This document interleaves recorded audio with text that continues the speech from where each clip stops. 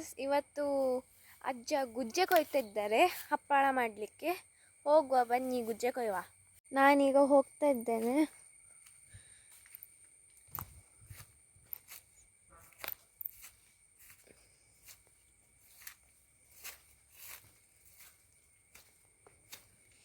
ನೋಡಿ ಕಾಫಿ ಗಿಡ ಹೇಗೆ ಹೋಗುದು. ಗುಜ್ಜೆ ಕೊಯ್ತಿದ್ದಾರೆ ಅಲ್ಲಿ.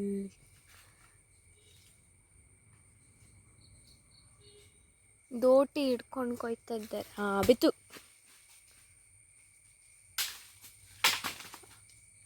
ದೋಟಿಯೇ ಮುರಿದೋಯ್ತು ತಾತನ ಪಾಪ.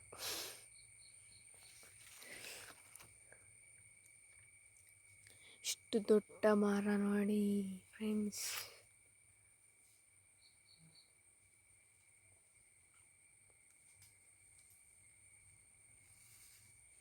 ನಾನಲ್ಲಿ ಹೋಗಲ್ಲ, ನನಗೆ ಅಲ್ಲಿ ನುಸಿ ಎಲ್ಲ ಜಾಸ್ತಿ ಇದೆ. ಕಚ್ತಾ ಉಂಟು ನೋಡಿ. ಗುಜ್ಜೆ ಕೊಯ್ದು ನಮ್ಮ ತೋಟನ್ನು ಇದು ತೋಟ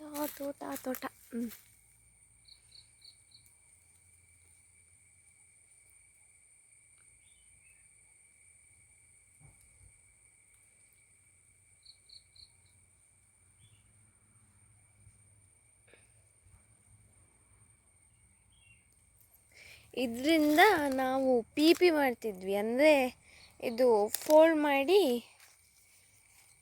ಅದಕ್ಕೆಂತ ಹುಳ್ಚೊಪ್ ಗಿಡ ಅಂತ ಹೇಳ್ತಾರೆ, ಫೋಲ್ಡ್ ಮಾಡಿ ಊದಬೇಕು.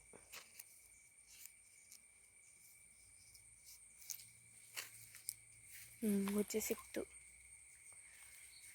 ಒಂದೇ ಗುಜ್ಜೆಯಾ? ಹಾಂ.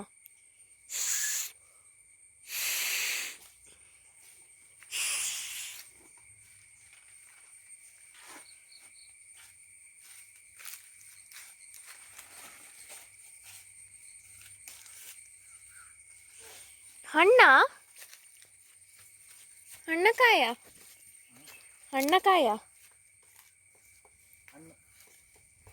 ಅಲ್ಲ, ಹಪ್ಪಳಕ್ಕೆ ಅಲ್ವಾ? ಕಾಯಿಸು ಕೊಯ್ತಾರಂತೆ.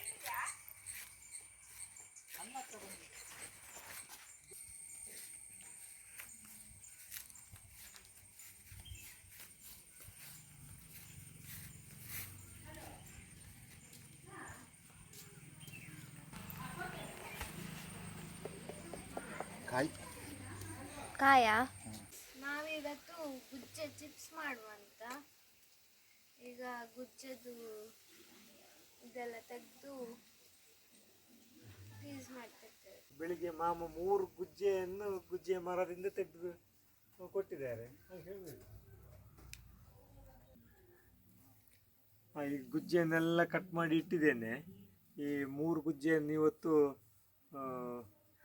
ಹಪ್ಪಳ ಮತ್ತೆ ಚಿಪ್ಸ್ ಮಾಡಲಿಕ್ಕೆ ನನ್ನ ಮಾಮ ಇವತ್ತು ಗುಜ್ಜೆಯ ಮರದಿಂದ ಇವತ್ತು 3 ಗುಜ್ಜೆಯನ್ನು ಕೊಯ್ದಿದ್ದಾರೆ. ಗುಜ್ಜೆ ಮರ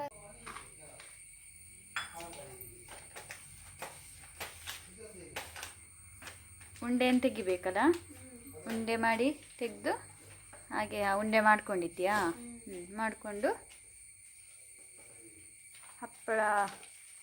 ಹಪ್ಪಳ ಮಾಡಲಿಕ್ಕೆ ಅಂತವೇ ಒಂದು ಇದಿದೆಯಲ್ಲ. 2 ಗುಜ್ಜೆಯ ಹಪ್ಪಳ ಇಷ್ಟ ಆಗಿದೆ.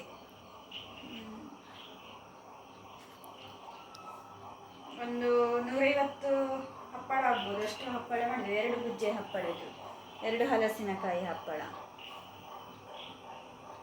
ನಾಳೆ ಇದನ್ನು ಬಿಸಿಲಿಗೆ ಒಣಗಿಸಲಿಕ್ಕೆ ಇಡಬೇಕು. ಈಗ ನೈಟ್ ಆಯಿತು ಮಾಡುವಾಗ.